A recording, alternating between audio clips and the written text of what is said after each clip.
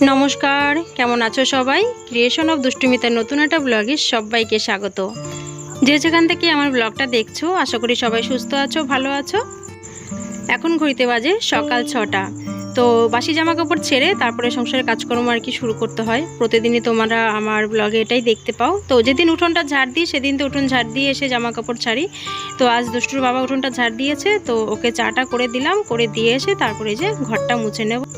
ঘুম থেকে ওঠার পর মানে নিজে থেকে আর কি মনটাকে একটু শক্ত রাখি। তার কারণ আমি না খুব সহজেই ভেঙে পড়ি, অল্পেতেই ভেঙে পড়ি। তো সেই কারণেই অল্পেতে ভেঙে যাওয়ার দরুন কী হয়, আমার শরীরটা আর কি বেশি দিন ভালো থাকে না। তো যাই হোক, মোটামুটি ভালো আছি, খুব একটা খারাপ নেই। তো মনটাকে একটু শক্ত রাখা বা সবসময় পজিটিভ চিন্তা ভাবনা করলে দেখবে সব কিছু একটু ঠিকঠাক লাগে। মনে যদি সবসময় নেগেটিভ চিন্তা ভাবনা বা হেরে যাওয়া, ভেঙে পড়ে যাওয়া এরকম যদি মনোবৃত্তি থাকে, তাহলে দেখবে কোনো কিছুই ভালো লাগে না। তাই সবসময় চেষ্টা করতে হবে মনটাকে পজিটিভ রাখা।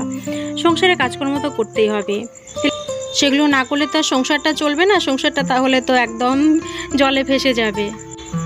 বেঁচে থাকাটা হচ্ছে একটা সংগ্রাম। যতদূর চেষ্টা করব নিজেকে ভালোভাবে রাখার, সবাইকে ভালোভাবে রাখার, এটাই হচ্ছে জীবনে আর কি সংগ্রাম। তুমি যদি মনে করো যে তুমি ঠিক আছো, তুমি সব কিছু ঠিকঠাক রাখছো, তাহলে কিন্তু ঠিক। কে কি বললো, কে কি ভাবলো, কে কি দেখলো, সেগুলোর দিকে একদম কান না দিয়ে নিজের মতন করে বাঁচো। নিজের মতন করে পজিটিভ চিন্তাভাবনা মনের মধ্যে রাখো, তাহলে দেখবে কোনো কিছুই তোমাকে হার মানাতে পারবে না। আমার যারা পরিবারের সদস্য আছো, মানে ইউটিউবের বাইরে আমার নিজস্ব একটা তো পরিবার আছে। এই পরিবারের প্রত্যেকটা লোকই কিন্তু জানে আমার জীবনের অনেক ইতিহাস। তো সেইখানে কিন্তু অনেক ঝড় ঝাপটা অনেক কিছু গেছে, তারপরেও কিন্তু মাথা তুলে দাঁড়িয়েছি। যেখানে আমার কোনো ভুল ছিল না, কোনো অন্যায় ছিল না, তারপরও একের পর এক সমস্যার সম্মুখীন হয়েছি। আর সব কিছু কি বলবো, সমাধানের পর কিন্তু আজ একটু ভালোভাবে মাথা তুলে দাঁড়াতে পেরেছি। তাই তোমাদেরকেও বলবো, জীবনে সমস্যা থাকবেই, মানে সমস্যা ছাড়া তো জীবন হতে পারে না। তাই সবসময় চেষ্টা করতে হবে সমস্যাগুলোর সমাধান করা এবং নিজেকে সবসময় পজিটিভ রাখা, পজিটিভভাবে বাঁচা এবং পজিটিভ চিন্তাভাবনা সবসময় মনের মধ্যে রাখা। তোমরা অনেকেই আমার পুরনো বন্ধুরা জানো, নতুন যারা আমার পরিবারের সদস্য হয়েছে তার মধ্যে অনেকেই জানো যে আমার আগের চ্যানেলটা নিয়ে আমি সত্যিই খুব নেগেটিভ চিন্তাভাবনা মনের মধ্যে এনে নিয়েছিলাম। কারণ ভেবেছিলাম যে ইউটিউবে আর থাকবোই না। তো নতুন করে আবার পথ চলা, তোমরা মানে পাশে আছো, নতুনভাবে পথ চলা শুরু করলাম।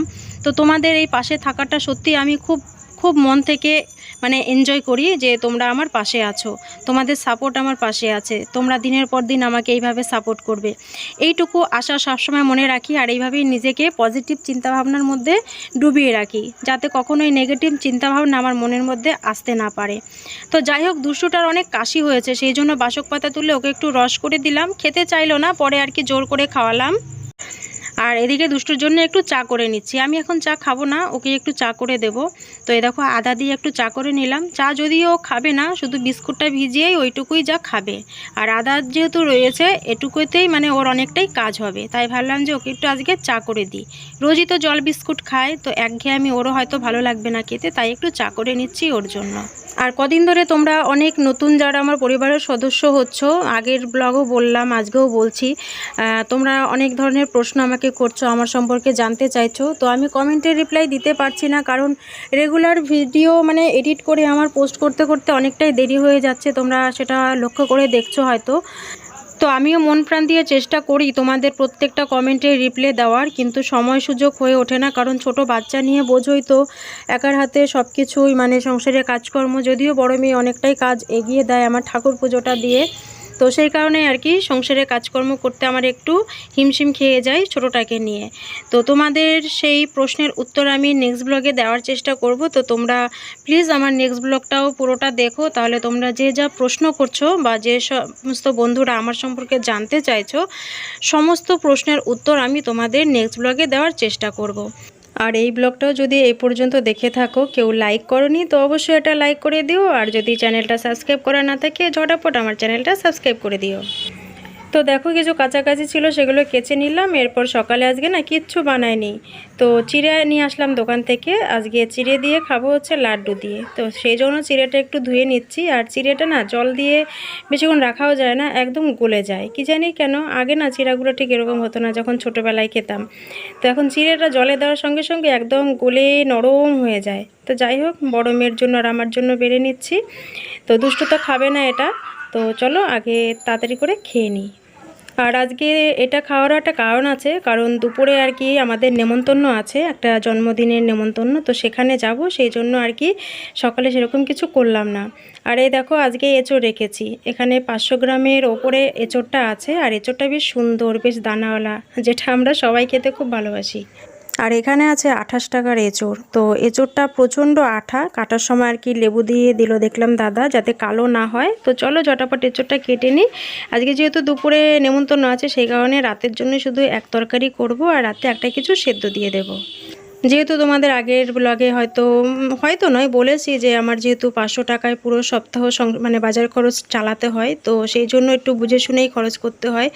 তো তোমরা জানোই যে খুব একটা আহামরি কিন্তু আমাদের মাছ মাংস খাওয়া হয় না। তো যাই খাই না কেন সেটাও কিন্তু মানে খারাপ খাই না, খুব ভালোভাবেই আর কি খাওয়া দাওয়া করি আমরা। তো তোমরা তো দেখতেই পাও আমার প্রত্যেকটা ব্লগে।